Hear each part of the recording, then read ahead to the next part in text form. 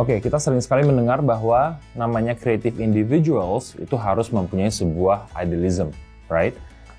Mungkin di poin ini gue hanya akan sharing dari pengalaman pribadi gue dan apa yang gue yakini secara pribadi.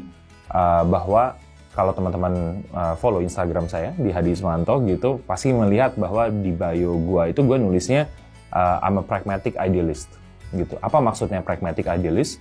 Itu sebenarnya dimana ketika kita tetap harus punya idealisme, tapi kita juga harus bersikap pragmatis.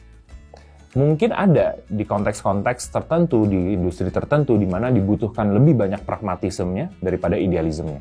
Ada juga di beberapa industri tertentu yang memang butuh lebih banyak idealisme daripada pragmatisnya. Tapi menurut gua, sekarang itu kita sudah berada di industri kreatif yang cukup dewasa, yang cukup dibutuhkan. Sehingga dibutuhkan keseimbangan antara berpikir pragmatis dan juga berpikir idealis. Kenapa gue adalah pribadi yang sangat meyakini prinsip pragmatic idealism ini? Karena begini, kita tidak bisa bilang orang itu kreatif kalau dia tidak punya idealismenya sendiri. Itu sangat penting. Kenapa? Kita harus bisa meyakini bahwa kenapa sih gue menciptakan sesuatu? Itu kan pasti harus ada pemikirannya, harus ada prinsip fondasi idealismenya. Karena kalau tidak ya kita bukannya menciptakan sesuatu, kita mengcopy sesuatu, kita mengikuti sebuah tren hanya karena kita ingin cuan gitu misalnya. Kan nggak ada idealismenya. Jadi gue tidak percaya prinsip di mana tidak ada idealismenya sama sekali. Tapi gue juga sadar bahwa gue dan kebanyakan dari teman-teman gue bahkan, kita itu bukan seniman. Kembali lagi kita bukan seniman. Ketika kita bilang kita membangun sebuah perusahaan media, kita membangun sebuah perusahaan desain, kita membangun sebuah perusahaan di mana butuh pemikiran-pemikiran pragmatis. Bagaimana caranya kita akan profitable, bagaimana caranya supaya kita bisa menggaji karyawan, bagaimana caranya gaji karyawan bisa naik setiap tahun. Itu adalah hal-hal yang pragmatis, bukan idealisme. Kita nggak bisa bilang bahwa kita berada di sebuah perusahaan, kita ini adalah sebuah keluarga loh. Kalian harus bisa menerima kekurangan ini dan itu gitu. Ya, kalau memang kekurangannya wajar, karena perusahaannya kecil itu sangat wajar. Tapi kalau kekurangannya misalnya adanya sexual abuse gitu misalnya, apakah itu layak kita bilang bahwa ini adalah perusahaan dan kita adalah keluarga? Jadi hal-hal seperti itu, pragmatic idealism sangat dibutuhkan di dalam sebuah prinsip berkreasi. Tapi kembali lagi, itu prinsip gua, and it works for me for the past 8 years.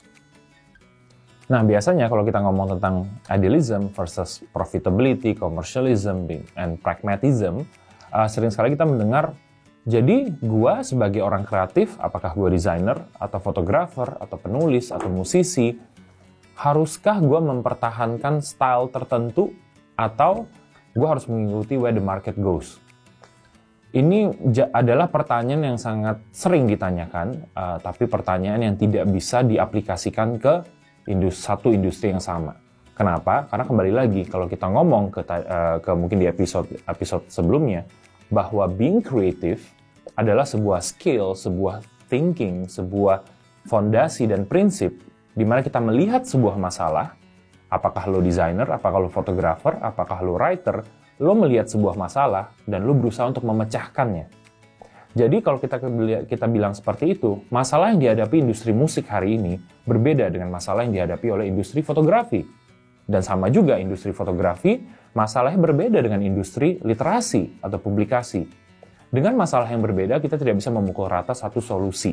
Bahwa, oke, gue menerapkan solusi yang sama, gue bilang, oh musisi lu harus punya style sendiri. Karena lu orang kreatif, itu adalah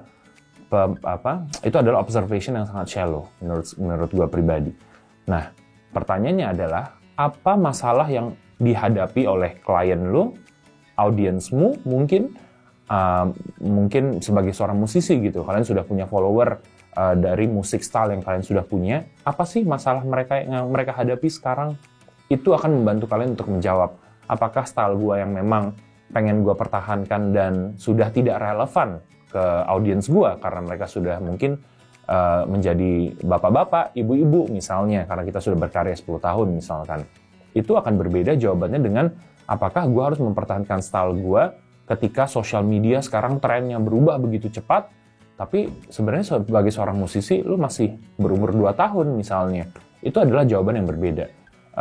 Jadi kembali lagi, itu bukan pertanyaan yang harusnya ditanyakan, boleh untuk menjadi pertanyaan pertama, tapi pertanyaan yang tepat yang harus ditanyakan adalah, untuk audiens gua, untuk klien gua, masalah apa yang mereka sedang hadapi, dan bagaimana caranya idealisme gua dan pragmatisme gua bisa datang dan menjadi jembatan untuk menyelesaikan masalah klien, audiens, pembaca, atau siapapun itu yang menjadi stakeholder di kreatif ekosistem kita.